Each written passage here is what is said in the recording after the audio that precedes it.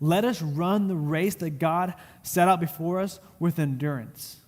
Sin it easily trips us up. It entangles us. It keeps us from focusing on Jesus. And it doesn't matter how small the sin is, it will grow and it will keep you from focusing on Jesus.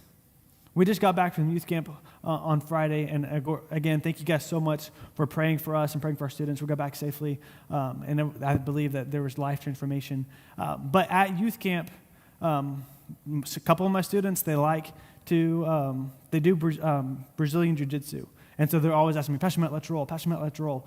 And so finally I'm like, okay, we're not at church, whatever. I'm going to roll with one of these kids.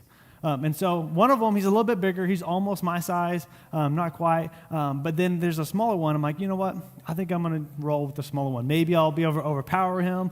Maybe I'll be able to do something because I'm a little bit bigger, a little bit stronger.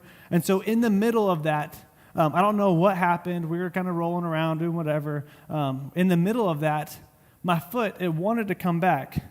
But the one thing was keeping my foot from coming back, and that was my pinky toe.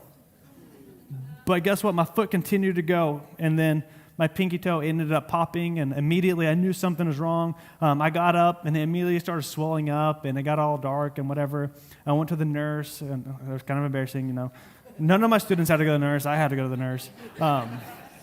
She said, yeah, we don't have an x-ray or anything, but I think it might be broken. I'm like, yeah, I think it might be too.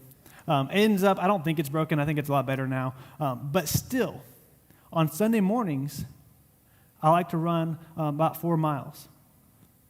But I couldn't run this morning because I chose to do a small thing. I chose to pick on a small kid, and it broke my toe.